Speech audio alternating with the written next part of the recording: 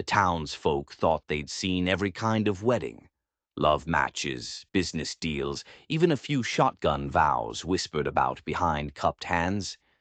But they'd never seen anything like 24-year-old Elias Turner, his face set like stone, standing at the altar beside Eleanor Harrove, a woman a full 30 years his senior.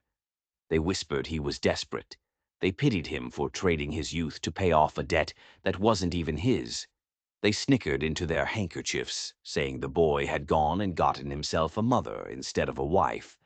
But what they didn't know, what no one in that dusty Wyoming town could possibly guess, was that Eleanor carried a past so heavy it could crush a man's soul. And until now she had carried it completely alone. From the moment Elias crossed the threshold of her weathered home, he knew the whispers in town didn't even scratch the surface. It was in the way her eyes, a sharp and unguarded blue, scanned the horizon every single dusk, as if watching for an enemy she knew was coming. It was in the heavy locked chest that sat in the corner of her parlor, silent and imposing.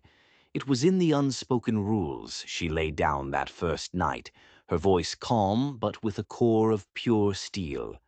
Then the strangers came. They were hard men who didn't bother to knock, who spoke her name like it was a curse word they'd been holding on their tongues for years, and they claimed she wasn't Eleanor Harrove at all. In that moment, watching her stand her ground against them, Elias saw a sliver of the truth. Not all of it, not even close, but he saw enough to know his new wife had enemies, the kind of enemies who were dangerous enough to kill for whatever secret she was carrying. And instead of running, he stayed. That one choice would drag him into a fight that had started long before he was even born. This is a story about the kind of courage that doesn't announce itself, the kind that grows quietly in the dark. It's about a love that builds slow, like a stone foundation, between two strangers bound by a promise neither of them ever meant to make. Before this story is over, you'll see how one woman's hidden past could change the fate of an entire valley, and how one man's forced marriage might just be the one thing that could save them both. The church smelled of dust and old hymnals, a scent that clung to the worn wooden pews like a memory no one wanted to disturb. Elias Turner stood by the side window, his fingers worrying the brim of a hat that didn't feel like his. Outside, the Wyoming sky stretched on forever, wide and pitiless, a pale winter sun glinting off snow that refused to melt. He hadn't wanted any of this. Not the suit that was too tight in the shoulders. Not the curious, pitying stares of the few townsfolk who were bold enough to come watch the spectacle. And he sure as hell hadn't wanted the arrangement that had been struck for him, like he was cattle being traded. The ranch, his father's pride and joy, the only home he'd ever known, was 2 weeks from being seized by the bank. The only offer of help had come from a man Elias despised more than anyone, Clinton Harrove, a man who owned half the valley and every bit of debt that mattered. Harrove's solution had been simple, cruel, and brutally final. Marry my sister Eleanor, and I'll settle every last penny you owe. Eleanor Harrove. He'd heard the name before, of course. It was whispered around town like a cautionary tale. 54 years old, they said, widowed not once but twice. Lived all alone on the edge of town, in a faded house where the curtains were always drawn. Some folks said she was strange, touched by grief. Others said she was just proud, too proud for her own good. And a few, lowering their voices, hinted at something darker, something that wasn't quite right. Elias didn't put much stock in gossip, but he didn't need to. The very idea of it, of binding his life to a woman 30 years his senior, made his throat feel tight. It felt like being buried alive in a life that wasn't his. The heavy church door opened with a long, groaning creak, and every single head in the room turned. Eleanor walked in with a quiet dignity that seemed to silence the whispers before they even formed. Her hair was the color of spun silver, pulled back in a simple, tight knot. Her dress was dark green, plain but perfectly tailored to her tall, lean frame. She wasn't wearing the black of a mourner, nor was she wearing the white of a bride. She didn't smile. Instead, her eyes, that startling shade of blue, met his across the dusty air. And in them he saw something he didn't expect at all. Not pity, not embarrassment. He saw recognition, like she was seeing something in him that even he didn't know was there. She walked the aisle alone without hesitation, and when she stopped right in front of him, she was the first to speak. Her voice was low, and it didn't tremble. "You don't want this any more than I do." It wasn't a question. It was a statement of fact. Elias swallowed hard, the knot in his throat tightening. "No, ma'am," he managed to say. "I don't." A faint curve touched the corner of her lips. It wasn't a smile, not really. It was more like a private truth she was sharing only with him. "Then let's agree on one thing, Mr. Turner. Whatever else happens from this day forward, we will meet it with our heads held high. Dignity costs nothing, but it can buy a man a bit of peace." Her voice was calm, but there was a thread of unbreakable steel running right through it. For the first time all day, for the first time in weeks, Elias felt the tension in his shoulders ease just a fraction. He found himself offering her his arm. She took it. Her grip was firm, steady, not possessive. The preacher's words started to drone on, blurring into the background noise of his own thoughts. All Elias could focus on was the strange, solid presence of the woman beside him. Her gaze never wavered. She stared straight ahead as though she could see storms gathering on the horizon, but had learned long ago how to stand firm in the pouring rain. When the vows were done and the small congregation mumbled their half-hearted congratulations, Eleanor leaned in close. Her voice was a bare whisper, meant only for him. "There are things you don't know about me, Elias Turner. Things you couldn't possibly understand. One day you will, but not today." And with that she turned and led him toward a simple waiting wagon, leaving the cloud of whispers to swirl in their wake like dry, dead leaves. He didn't know it yet, but he had just made a promise to a woman who was a complete stranger. And sometimes the heaviest secrets aren't the ones we keep from the world. They're the ones we keep from the very people who have promised to stand right beside us. The wagon wheels groaned over the frozen ruts in the road, the sound echoing the unease in Elias's gut. He sat beside Eleanor, the silence between them as vast and heavy as the winter sky overhead. He kept his eyes fixed on the horizon, on the line where the pale blue faded into the white of the snow-covered plains. He tried not to notice the way she handled the reins. Her hands were steady, her movements deliberate and sure. She drove like someone who had been guiding her own path for a very long time without needing or wanting help from another soul. As they passed the edge of town, the small cluster of weathered buildings gave way to wide-open land patched with stubborn snow. In the distance, her house slowly came into view. It was a two-story frame home, and you could tell it had been built with care once, a long time ago, before the wind and the years began to claim it. The roof sagged just a little on one side, a tired slump against the sky. But the windows were clean, and the fence that circled the property stood straight and strong. A silent declaration of defiance. As they pulled up, Elias saw a barn that was in better repair than the house itself. Its red paint was faded but mostly intact. A place of work, a place of purpose. He stepped down from the wagon first, his boots crunching on the icy ground. He turned and offered her his hand, a simple gesture of courtesy.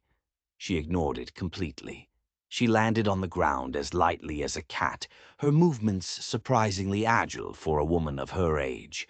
He felt a flash of something, annoyance maybe, or surprise. She was a woman who didn't accept help, even when it was offered. The inside of the house was another surprise. The parlor was warm, a fire already crackling and spitting in the big stone hearth. A tall, dark wood bookshelf filled an entire wall, its shelves crammed with thick, leather-bound volumes. The air smelled of cedar and something else, something clean and floral. Lavender, maybe. It reminded him of summers long past, of his mother's garden before the sickness took her. It was a house that felt lived in, cared for. "You'll take the upstairs bedroom. The one at the end of the hall," she said. She wasn't looking at him. She was pulling off her gloves, placing them neatly on a small side table. Her movements were always precise, never wasted. "There are rules in this house, Mr. Turner." Elias raised an eyebrow. "Rules?" "Yes," she said, finally turning to face him.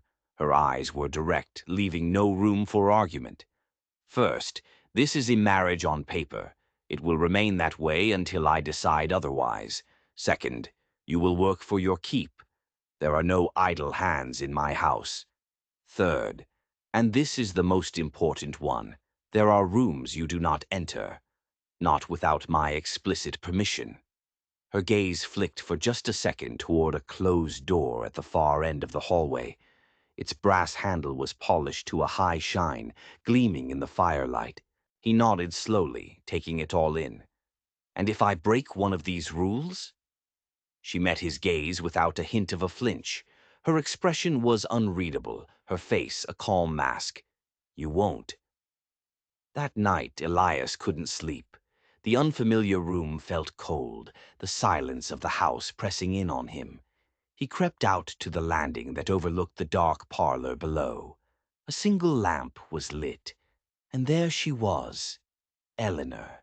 She was seated at a small desk, her back ramrod straight, writing in a thick leather journal. The lamplight caught the silver in her hair. Her pen moved across the page with a focused intensity, as though every single word she wrote carried an immense weight. She paused once, just for a moment, and pressed the fingers of her free hand to her temple, a gesture of deep weariness. Then she closed the book, locked it with a small key, and secured it in a desk drawer. The moment she turned off the lamp, plunging the room into darkness, the entire house seemed to change. The silence that followed wasn't peaceful. It was the tense, waiting stillness of a place that held far more history than it was willing to share. Elias didn't know it yet, but locked away in that journal lay a truth so dangerous, it would eventually upend everything he thought he knew about his strange new wife, and everything he thought he knew about himself. Some doors are locked to keep people out, but others are locked to keep the past from walking right back in. The first week passed in a silent, unspoken rhythm. Neither of them acknowledged it, but both of them observed it with a rigid discipline. Elias was up before the dawn, the cold air biting at his skin as he chopped wood, the rhythmic thud of the axe the only sound in the gray morning. He tended to the small herd of cattle she kept in the pasture, his hands raw from the cold and the work. Eleanor managed the household with a quiet, unnerving efficiency. She moved through the rooms like a ghost, everything always in its place, meals appearing on the table at the exact same time each day. She was a woman who had clearly learned to survive without anyone's help long before he had arrived. They spoke very little. Their conversations were clipped, about necessity only. "The fence by the north pasture needs mending." "We're low on flour." But in that silence, Elias started to notice things, peculiar things. She never, ever mentioned her past, not once. There were no stories of her family, no casual recollections of her childhood, no idle tales about her two late husbands. It was as if her entire life, her whole existence had begun and ended on this small, isolated patch of land. A woman without a history. One afternoon, a storm rolled in hard from the west, its winds screaming and rattling the shutters like an angry spirit. Elias was in the barn, securing the tools, when he glanced out and saw her. Eleanor. She was standing in the middle of the yard, the wind whipping her dark green dress around her. She paid it no mind. She was holding a small, faded photograph in her hand, her lips moving silently, as if she were speaking to someone only she could see. The grief on her face was so raw, so profound. It was like a physical blow. He started toward her, but by the time he reached the barn door, she had already tucked the photo back inside her coat. She brushed past him on her way back to the house, her face a closed, blank mask once more. She didn't say a word. That night, long after she had gone upstairs, Elias lingered in the parlor. The fire had burned down to glowing embers, casting long dancing shadows on the walls. His gaze kept drifting to that forbidden door at the end of the hall, the one with the polished brass handle. The storm howled against the eaves, and in the chaos of the wind, the handle seemed to gleam, almost beckoning to him. A silent invitation. He told himself he was just checking for a draft. That's all. His hand closed around the cool, smooth metal. The click of the latch felt impossibly loud in the quiet house. But before he could turn it, a voice cut through the darkness, sharp and clear. "Some things are better left alone, Elias." He froze, his heart hammering against his ribs. She was standing at the base of the stairs, her figure half drowned in shadow, half lit by the dying fire. There was no anger in her voice, only a deep, profound weariness that seemed to settle in his own bones. "I wasn't," he started to say, but the lie withered and died on his tongue. It was useless to lie to this woman. "You want answers," she said softly. It wasn't an accusation. "I understand that, but answers have a cost. Are you prepared to pay it?" She turned away before he could think of what to say, the sound of her soft footsteps fading as she went back up the stairs. Elias stood there alone in the dark, his hand still on the cold brass handle, a strange feeling washing over him. It felt as if he had just touched the very edge of something vast and ancient and incredibly dangerous. He was learning that some secrets just wait to be found, but others wait to see if you're brave enough to open the door. 3 days later, the brittle quiet of the homestead was shattered by the sound of approaching horses. Elias was out mending the fence by the north pasture, the work a welcome distraction, when he saw them. 3 riders, kicking up dust behind them like a yellow-brown warning flare. He saw Eleanor emerge from the barn, a rifle held loosely in her hands. Her face went tight, the lines around her mouth deepening. She didn't even look at Elias, but her voice was sharp, cutting through the air like a knife. "Go inside, lock the front door." He didn't move. He just watched the riders get closer. "Who are they?" "Men from my past," she said, and the words tasted like ash in her mouth. The riders reined in their horses right at the front gate, their animals snorting and stamping in the cold air. The man in the lead, the tallest of the 3, was a gaunt, sun-leathered man with eyes like chips of ice. He tipped his hat in a gesture that was pure mockery. "Mrs. Eleanor Turner," he called out, his voice carrying an oily familiarity. Or should I say, Eleanor Price. Elias felt the air around him change, grow colder. Price. That wasn't the name she had used at the church. That wasn't the name on the marriage certificate. A lie. The very foundation of their arrangement was a lie. "I told you to never come here," Eleanor said. Her voice was steady, a remarkable feat considering the way Elias could see her hands trembling at her sides, clutching the rifle. The man smiled, a slow, cruel stretching of his lips. It was the smile of a wolf that has scented its prey after a long hunt. "We just came for what's ours, Eleanor. You know what I'm talking about. Hand it over and we'll be on our way. No trouble."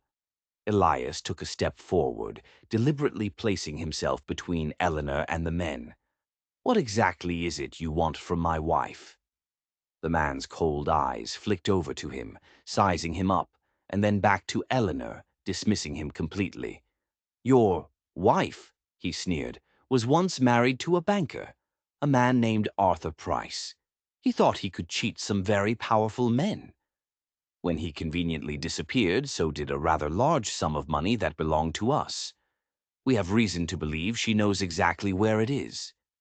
Eleanor's gaze dropped to the dirt at her feet. "That money," she said, her voice low but vibrating with a sudden fierce anger, "was stolen. Stolen from settlers, poor families who trusted your bank with everything they had." The man's smirk finally faded, replaced by a flat, dangerous look. "You've got one day, Eleanor. One day. We'll be back tomorrow at noon. If you're smart, you'll have it ready for us." They turned their horses and rode off, leaving a cloud of dust and tension hanging in the air.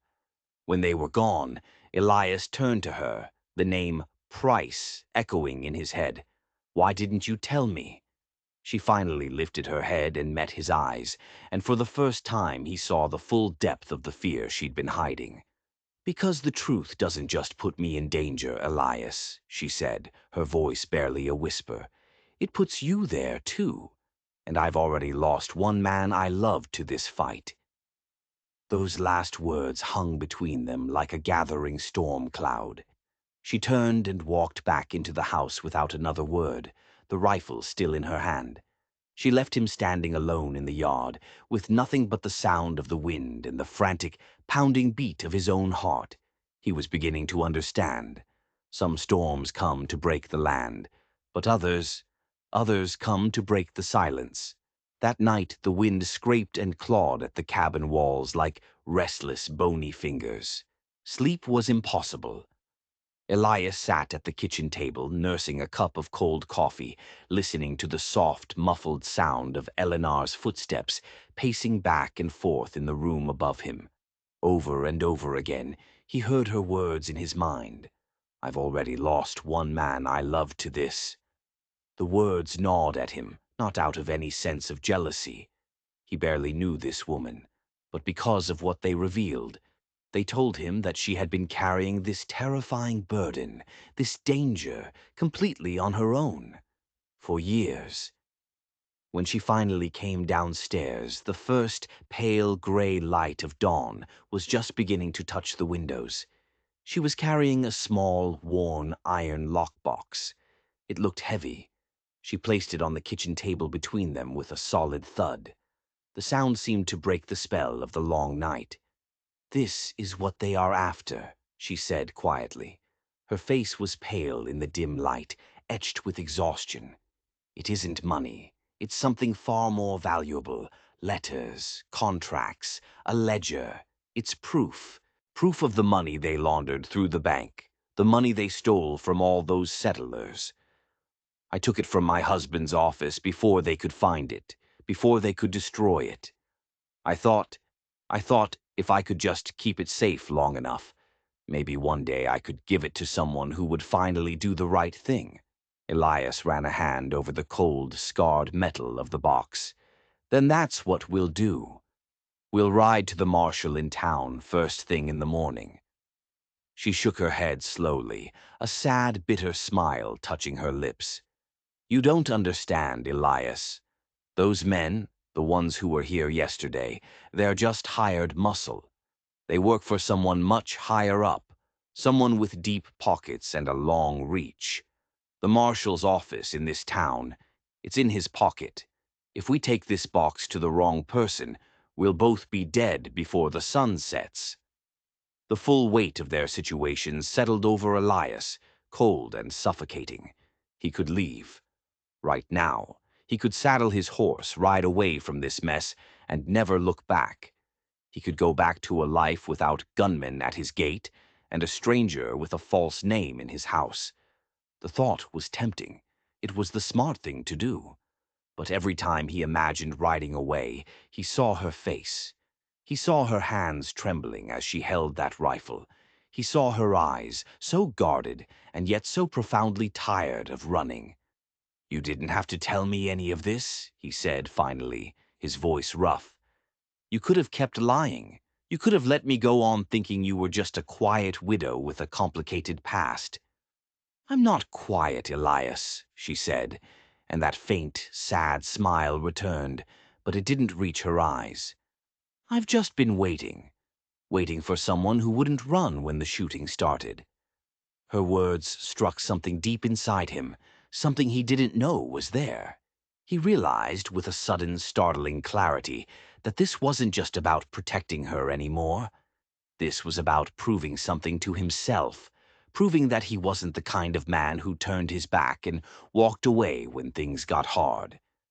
He wasn't his father, drowning in debt and regret. He was something different.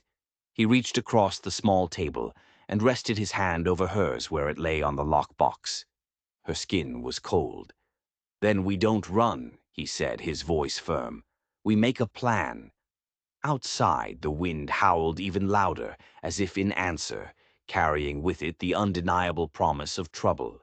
But inside the small, warm kitchen, for the first time since he'd met her, Elias saw a flicker of something new in Eleanor's gaze. It wasn't hope, not yet, but it was close. It was relief. He was learning a hard lesson out here on the frontier. Some battles aren't chosen, they're accepted. Elias went into town 2 days later, the lockbox hidden under a pile of burlap sacks in the back of the wagon. The plan was simple, desperate. Eleanor had an old acquaintance in a town 2 days' ride north, a retired lawman she believed was still honest. Elias was meant to get supplies, act normal, and then, under the cover of darkness, they would ride out and pray they weren't followed. The town felt different now. Every friendly nod from a shopkeeper, every casual glance from a man on the street, felt like a potential threat. He saw the world through Eleanor's eyes now, a world filled with hidden enemies. He was loading sacks of flour into the wagon when an old man he barely recognized hobbled over. It was Jedediah, a prospector who had been a friend of his father's years ago. Jedediah's eyes were roomy but sharp, and they darted around nervously. "Your father was a good man, Elias," the old man rasped, his voice low. "A fool for business, but a good man. He wouldn't want to see you mixed up in this." Elias tensed. "Mixed up in what, Jedediah? You think your marriage was just about your father's debt?" The old man let out a dry, rattling chuckle. "You need to open your eyes, boy. Who do you think holds the deed to your father's ranch now? Who orchestrated that whole deal?" He leaned in closer, his breath smelling of stale tobacco. "It was Clinton Harrove, her own brother. He's the one pulling all the strings." The world seemed to tilt under Elias's feet. Clinton, the man who had forced this marriage upon him. It wasn't a rescue, it was a transaction. He had sold Elias to his own sister. But why? Why would he do that? Elias asked, his mind reeling. "You're the perfect guard dog, son. Young, strong, and too noble to abandon a woman in trouble. He parks you out there on that isolated ranch, and you keep his sister right where he wants her. Contained, watched. He's been hunting for what her first husband, Price, took from him for years. He figures sooner or later she'll slip up. Sooner or later she'll lead him right to it." Jedediah patted his arm with a gnarled hand. "Be careful, son. Clinton Harrove is a snake, and you're sleeping right in his nest." The ride back to the ranch was a blur. The pieces were clicking into place, forming a picture that was uglier and more terrifying than he could have imagined. This marriage wasn't an arrangement, it was a cage, and he was the warden. He stormed into the house, his heart a cold, hard knot of anger and betrayal. Eleanor was by the fire, mending one of his shirts. She looked up, and the calm, domestic image shattered the moment she saw the look on his face. "What is it? What happened?" "Clinton Harrove," Elias said, the name like poison in his mouth. "Your brother. You failed to mention he was the one behind all of this." Her face went pale, the needle stilled in her hand. She didn't deny it. She just looked at him, her expression a mixture of guilt and a familiar deep-seated weariness. "You knew," he said, his voice low and shaking with a rage he hadn't felt in years. "You knew he was setting me up. You let me walk right into his trap. It was the only way, she whispered. He gave me no choice. It was marry you, or he would have sent his own men to the ranch. At least with you. I thought there might be a chance. A chance for what? He shot back. A chance for me to take a bullet for you, for a secret you won't even tell me? The trust that had begun to form between them, that fragile, tentative thing, evaporated in the tense air of the parlor. He was no longer her partner. He was her keeper, a pawn in a game between a brother and a sister, a game whose rules he didn't even know. He looked from her guarded face to the locked door at the end of the hall, the one with the polished brass handle. He suddenly knew, with an unshakable certainty, that the answers weren't in the iron box. They were in there. He didn't know it yet, but he was about to discover that the woman he married wasn't just hiding from her enemies. She was hiding a truth that would rewrite her entire past. The confrontation left a poison in the air. For 2 days they moved around each other like ghosts, the silence in the house thick with unspoken accusations. Elias did his chores, his movements sharp and angry. Every swing of the axe felt like he was striking back at the lies that surrounded him. He kept looking at Eleanor, trying to see past the calm, stoic mask she wore. Who was she? Was she a victim? Or was she a manipulator, as cunning as her brother? The uncertainty was eating him alive. He had to know. That night, under the sliver of a cold moon, he made his decision. While Eleanor slept, or pretended to, he slipped downstairs. The house was quiet except for the groan of the floorboards and the frantic beating of his own heart. He stood before the forbidden door.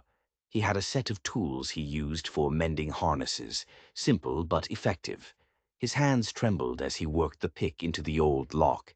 It felt like a profound betrayal, but it was a betrayal born of a desperate need for the truth. After what felt like an eternity, there was a soft, metallic click. The sound was deafening in the silence. He pushed the door open. It swung inward without a sound. The room inside wasn't a storage room or an unused parlor. It was a man's study. A thick layer of dust covered everything, but it was perfectly preserved, like a tomb.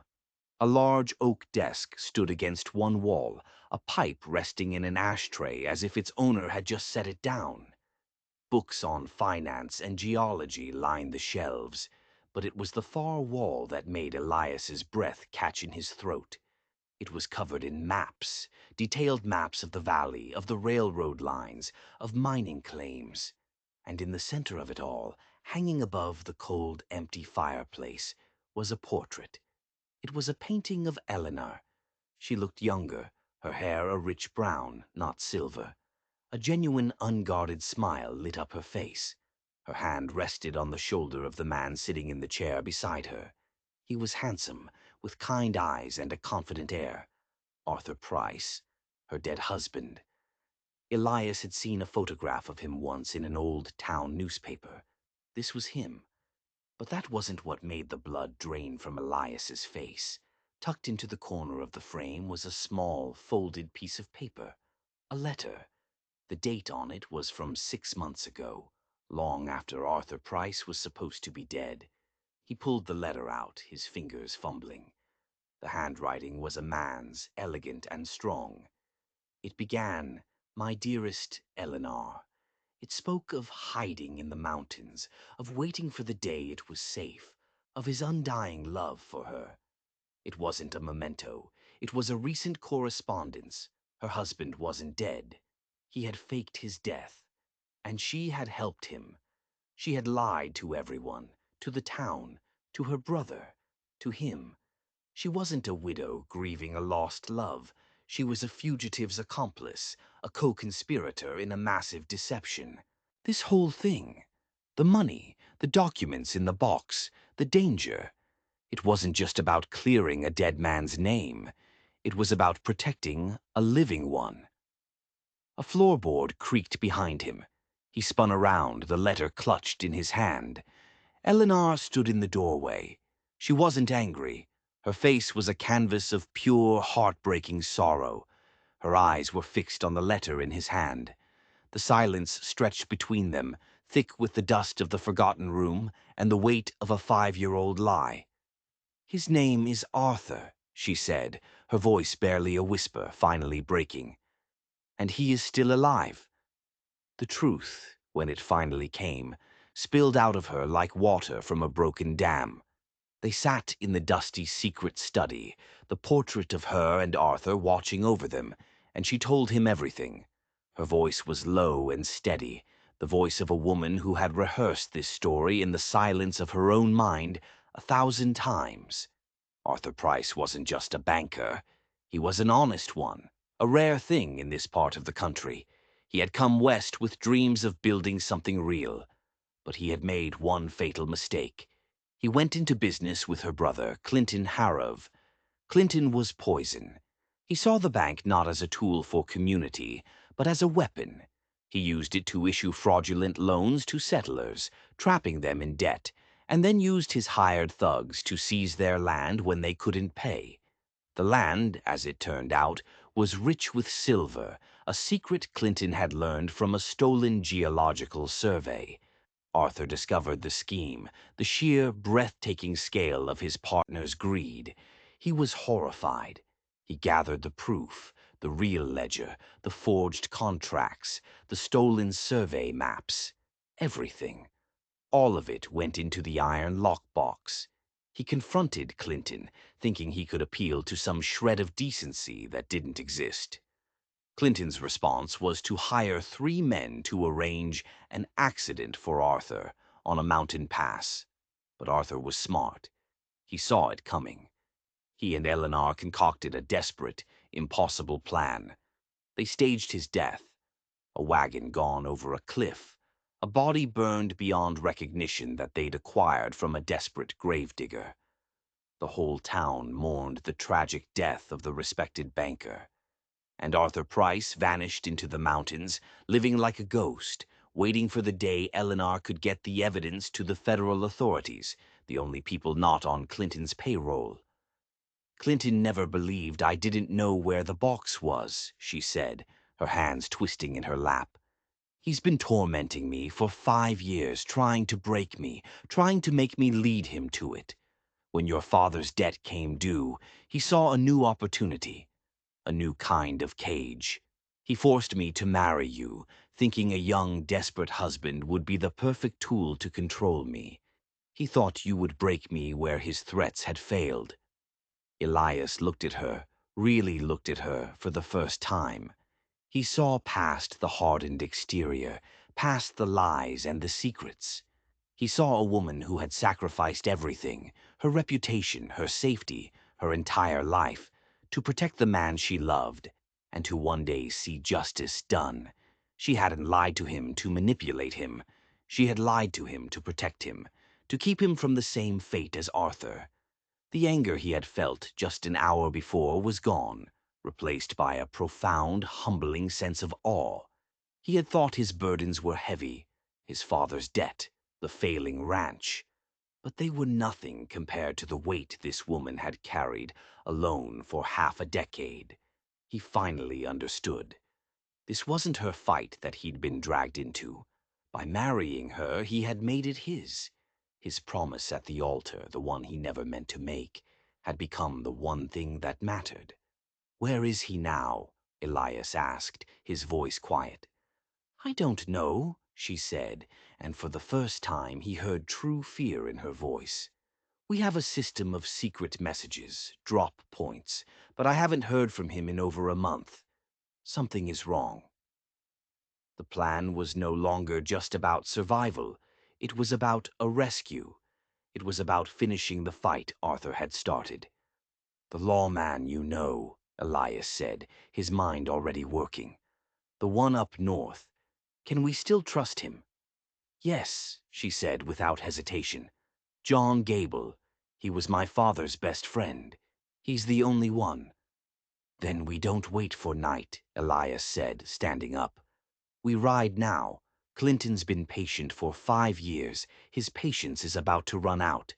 He looked around the dusty room, at the maps, at the portrait of a happy couple from a lifetime ago.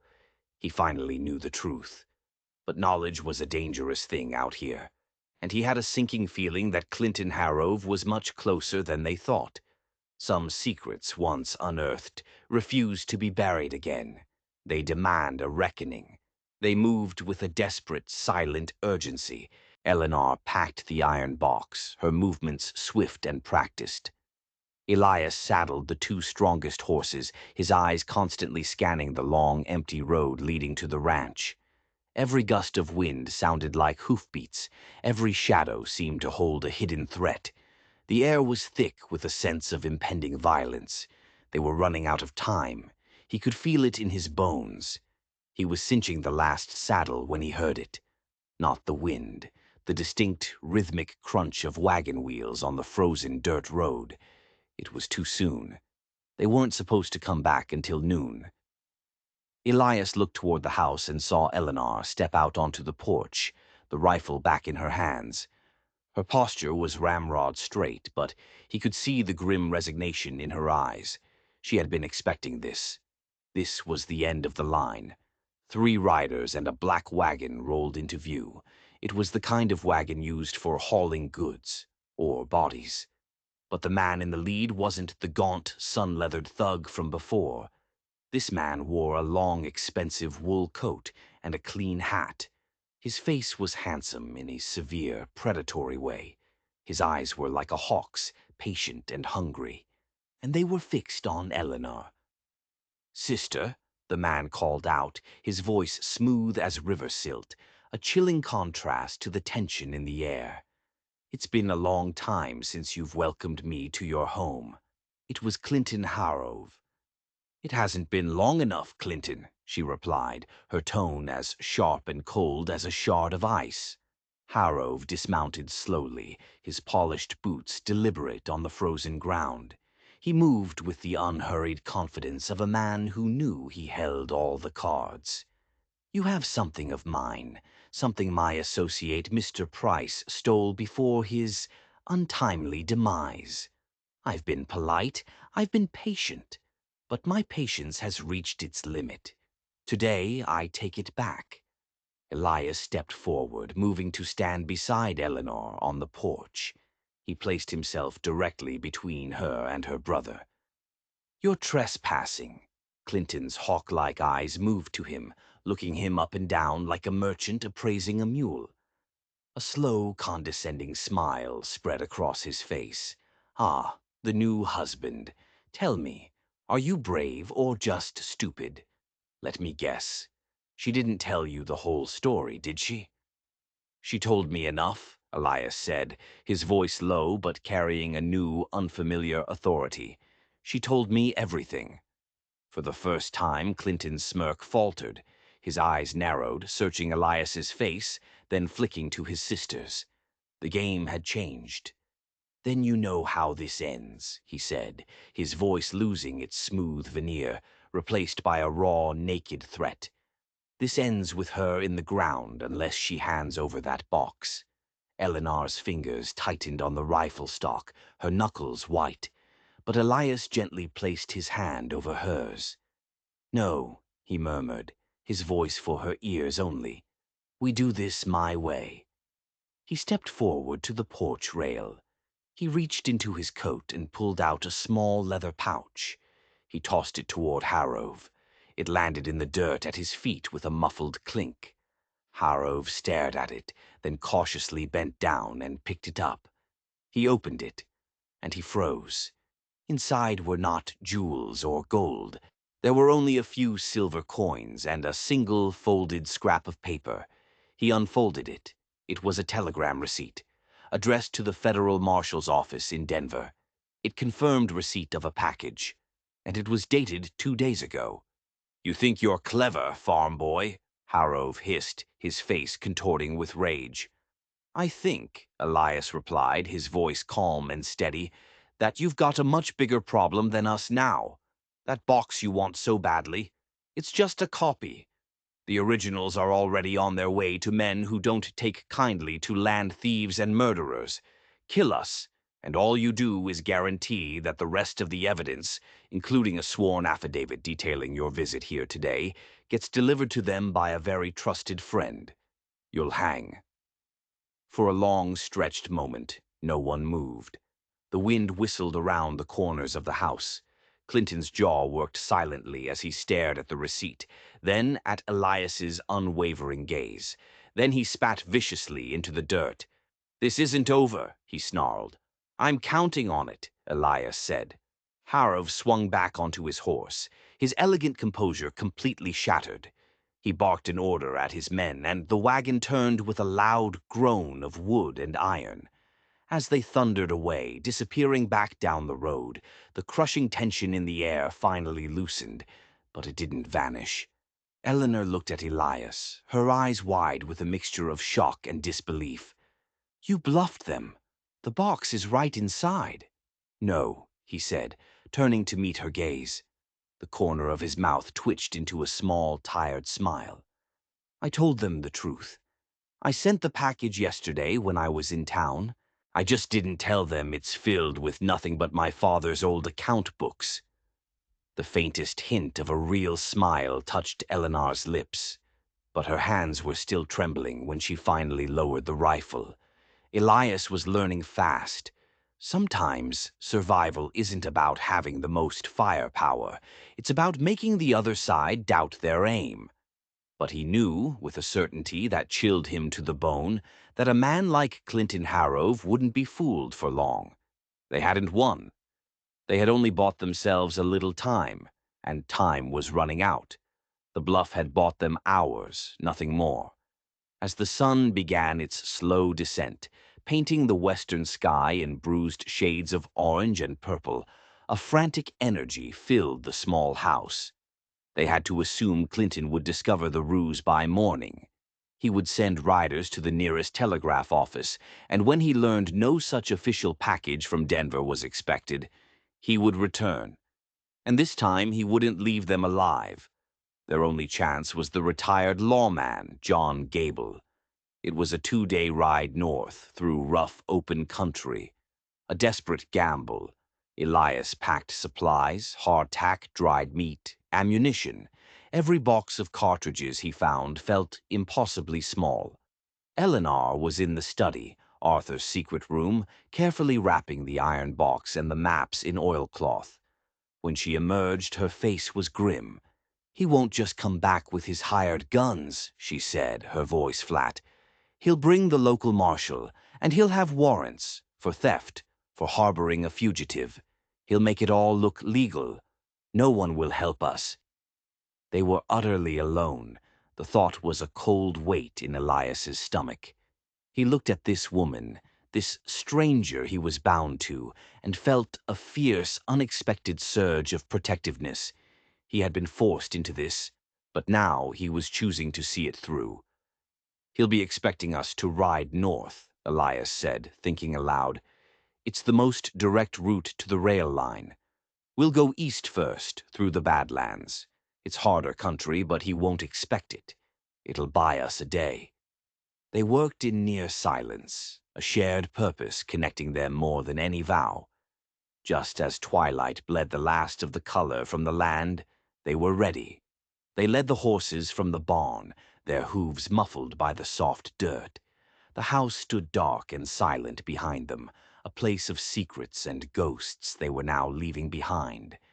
Elias helped Eleanor mount her horse, and this time she took his hand. Her grip was strong, her fingers cold. They rode east, away from the setting sun, into the growing darkness. The landscape transformed into a maze of shadows and strange, twisted shapes. The wind picked up, a low, mournful sound that seemed to whisper their names. For hours they pushed the horses on, the only sound the rhythmic beat of hooves and the creak of saddle leather. Around midnight, under a sky littered with cold, distant stars, Elias called a halt. They found a small, sheltered wash, a deep scar in the earth that would hide them and their small fire from prying eyes. As Eleanor tended to the horses, Elias got a fire going. The small flicker of warmth pushed back the immense, oppressive darkness. He handed her a piece of jerky, and they ate in silence for a moment. "You're good at this," she said finally, her voice quiet, staying calm, thinking ahead. "My father taught me how to track," Elias said, staring into the flames. "How to read the land. He wasn't a good rancher, but he was a good frontiersman. He used to say the wild doesn't care about your plans. You have to adapt or you die." He sounds like he was a wise man. "He was," Elias said, a bitter edge to his voice, "until he tried to be something he wasn't. He tried to play the businessman's game, Clinton's game. It ruined him." He looked up and met her eyes across the small fire. "I won't make the same mistake." Suddenly, Eleanor's head snapped up. She was looking past him into the darkness beyond the firelight. "What is it?" Elias asked, his hand instinctively going to the rifle resting beside him. "Listen," she whispered. He strained his ears, hearing nothing but the wind and the crackle of the fire. And then he heard it, faint but unmistakable. Horses, more than two. They were moving fast, coming from the west, coming for them. Clinton hadn't waited for the telegraph. He had known it was a bluff, and he had followed them. The chase was relentless. For a day and a night they pushed their horses to the breaking point, weaving through the treacherous canyons and rocky mesas of the Badlands. They were hunters, and they were the hunted. Twice they saw their pursuers in the distance, a line of dark figures silhouetted against the skyline, and had to change course, diving deeper into the unforgiving wilderness. They barely slept, catching only an hour or two in hidden gullies, the horses trembling with exhaustion. Elias's skills, learned at his father's side, were the only thing keeping them alive. He found game trails that were little more than goat paths, located hidden springs for water, and chose their path to make tracking them as difficult as possible. Eleanor was a revelation. She never complained. She rode as hard as he did, her face set with a grim determination. The pampered, mysterious widow was gone, replaced by a woman of incredible grit and resilience. He saw in her the same iron will that had allowed her to endure 5 years of isolation and fear. They were a team, stripped down to the bare essentials of survival.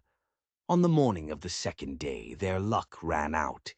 They were making their way down a steep, narrow ravine when the crack of a rifle echoed off the rock walls. A spray of dirt and stone exploded just inches from Eleanor's horse. The animal screamed and reared, and Eleanor fought to control it. "Up there!" Elias yelled, pointing toward the ridge high above them. 2 men with rifles were perched there, cutting off their path forward.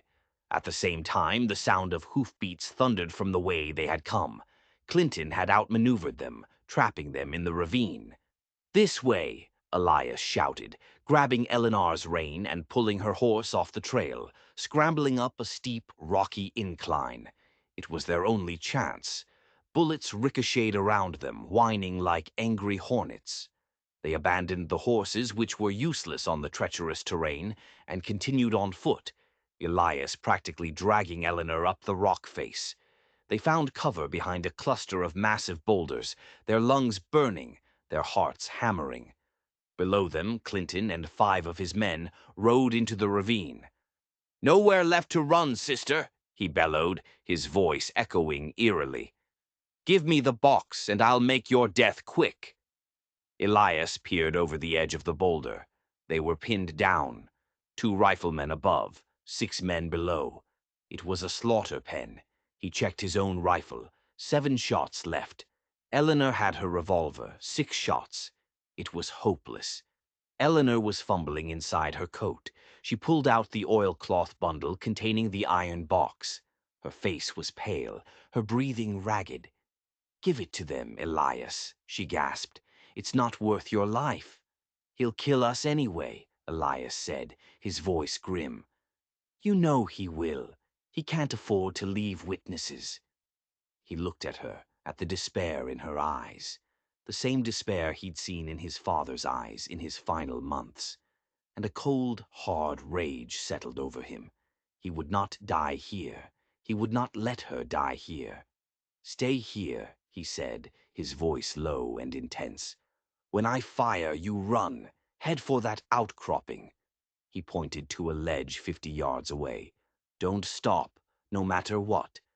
"What are you going to do?" she cried.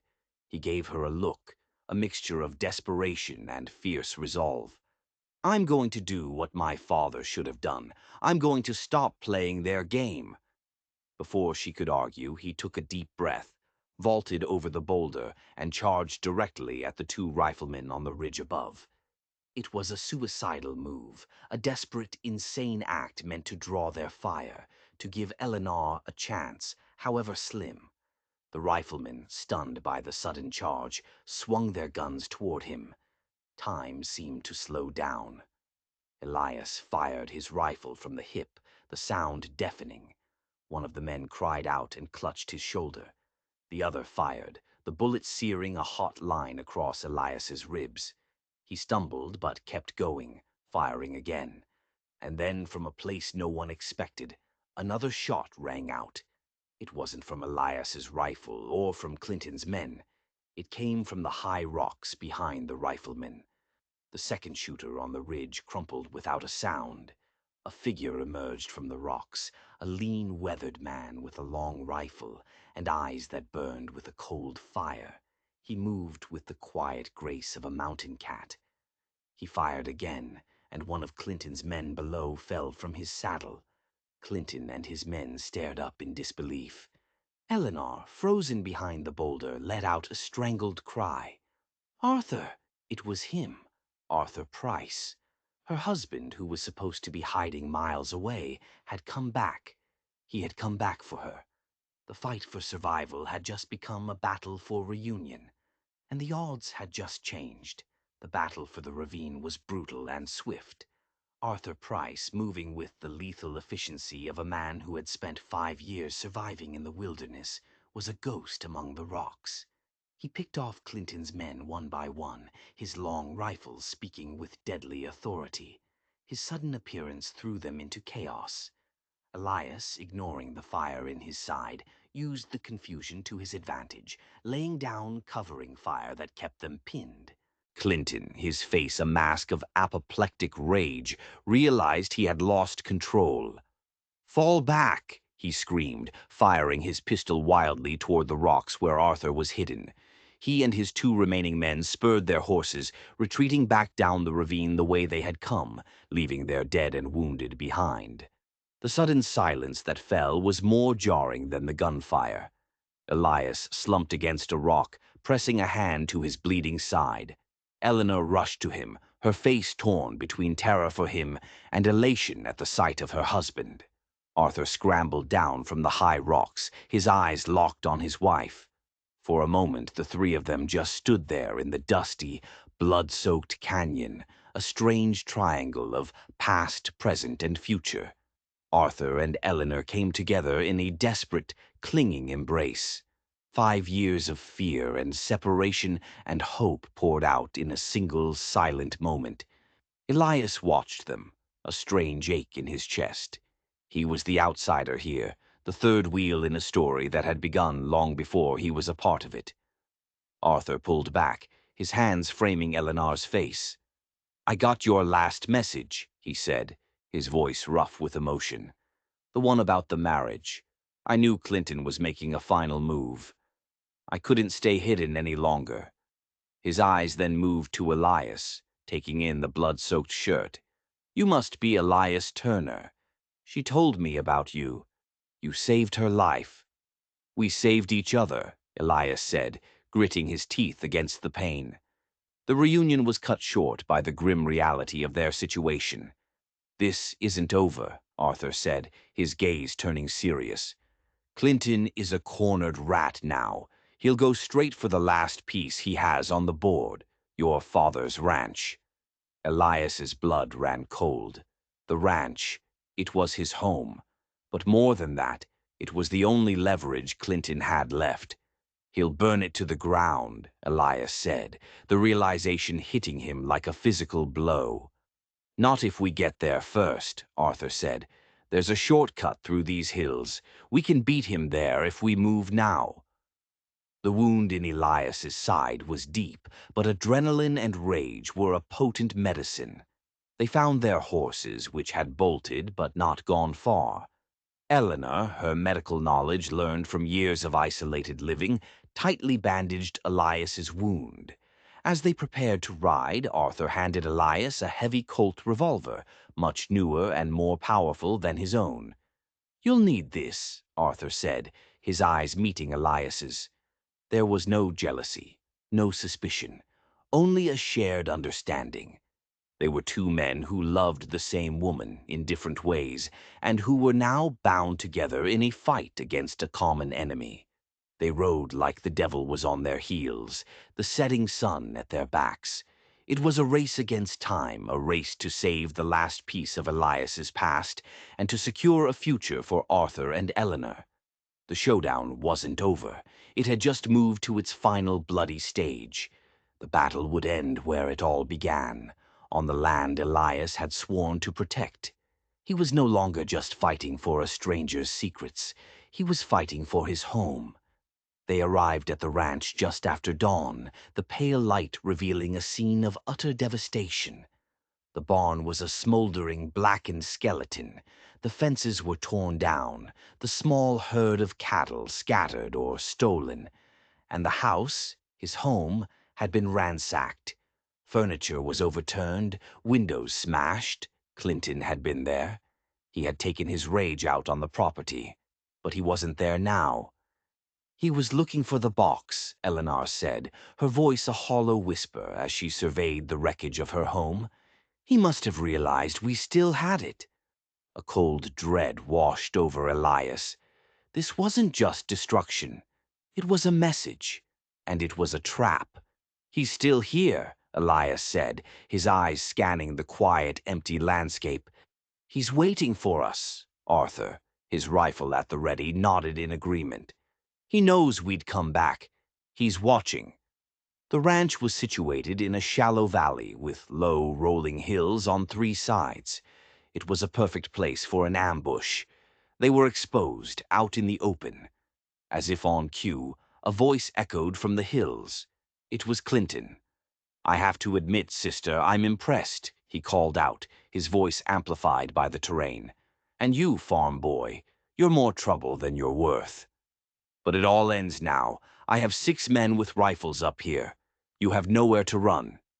Elias, Arthur, and Eleanor took cover behind the remnants of a stone wall. Clinton was right. They were hopelessly outgunned. "He's trying to flush us out," Arthur said, his voice low.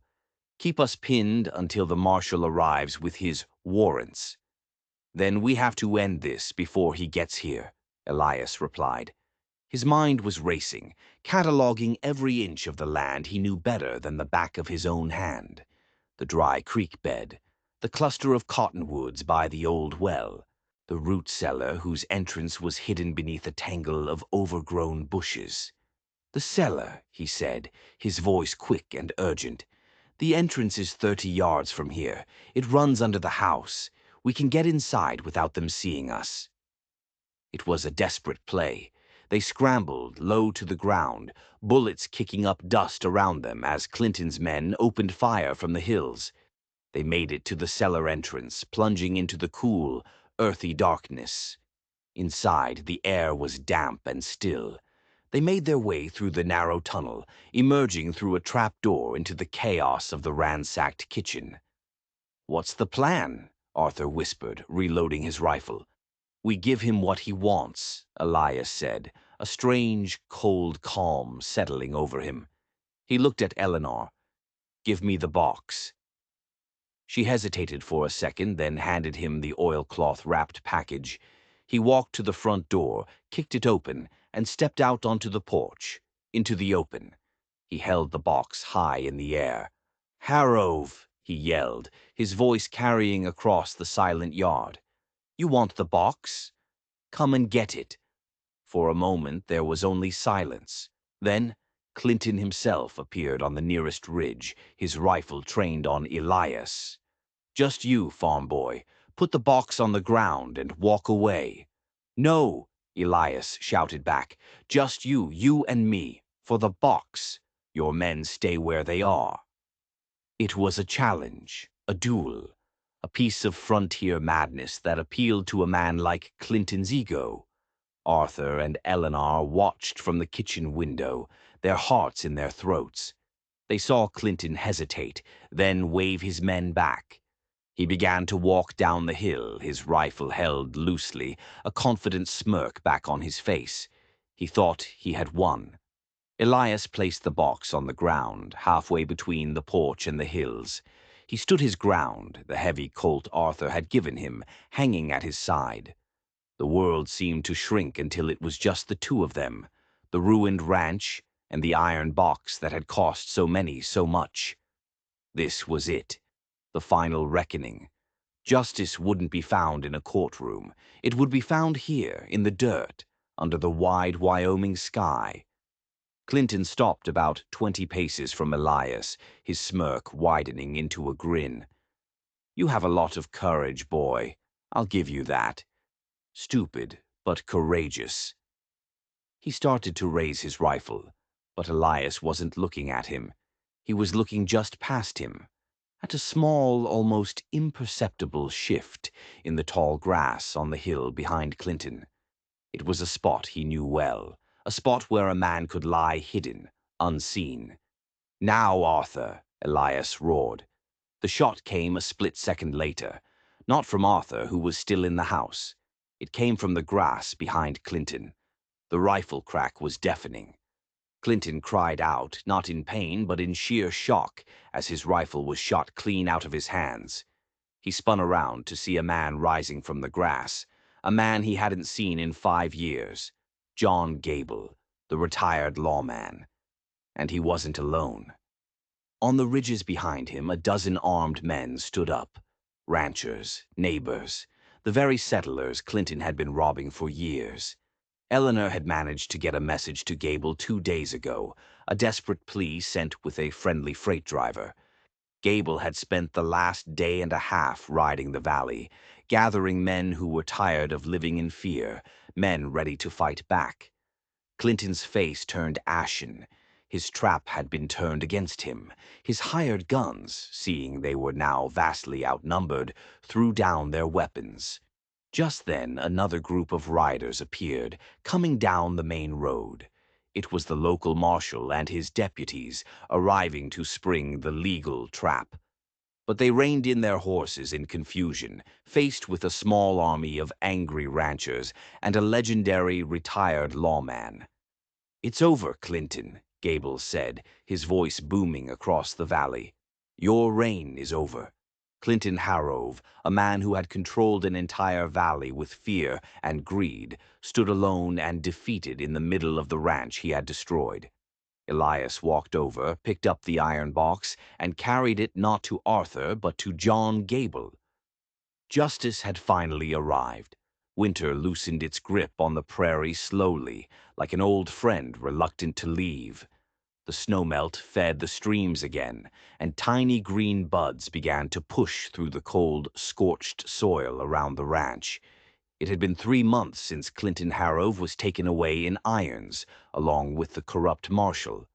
The evidence in the iron box was undeniable, and with John Gable and a dozen ranchers as witnesses, the federal authorities moved swiftly. The valley began to breathe again. The ranch was slowly coming back to life. With the help of their neighbors, the barn was being rebuilt, the fences mended.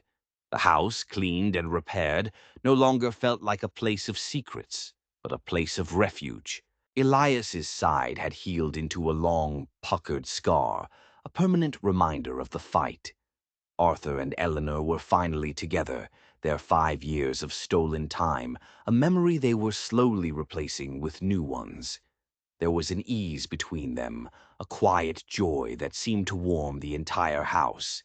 Elias watched them, a part of their new life and yet separate from it. His father's ranch was legally his again, the debts erased. He was free. He could leave any time. But he didn't. One evening, as the sun dipped low and painted the world in copper light, Elias found Eleanor on the porch, her hands wrapped around a steaming mug of coffee. They sat in a comfortable silence for a while, a silence that was no longer heavy with secrets, but filled with a shared, unspoken understanding. "Arthur is talking about moving to Denver," she said softly, not looking at him. "He's been offered a position, working with the federal government to prevent fraud. He wants to build things again, not just hide." Elias nodded, his eyes on the horizon. "He's a good man. He deserves that." "He does," she said. She finally turned to him, her sharp blue eyes softer than he'd ever seen them. "I spent so many years looking over my shoulder, I forgot how to look ahead. You gave me that back, Elias.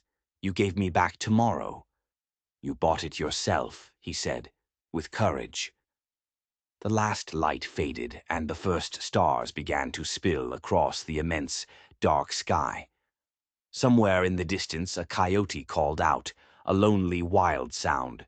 What began as a bargain made in desperation had become something rare and true. Not a romance, but a bond forged in fire and loyalty, a deep and abiding friendship. "The ranch is too much for one person," he said finally.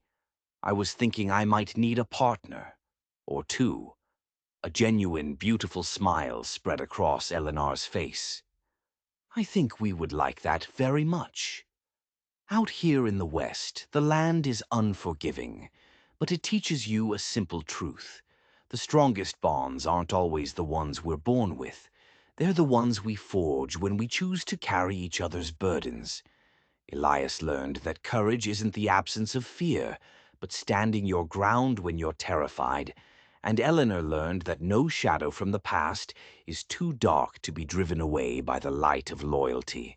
Sometimes the life you never planned, the promise you never meant to make, turns out to be the one you were meant to live all along. If this story of courage and justice touched your heart, don't forget to subscribe. We share new tales of the Wild West every week, stories of resilience, unexpected heroes, and the enduring power of the human spirit. Share this story with someone who believes it's never too late to fight for what's right. And let me know in the comments. Would you like to hear more stories about how ordinary people accomplished extraordinary things? Your thoughts help keep these legends alive.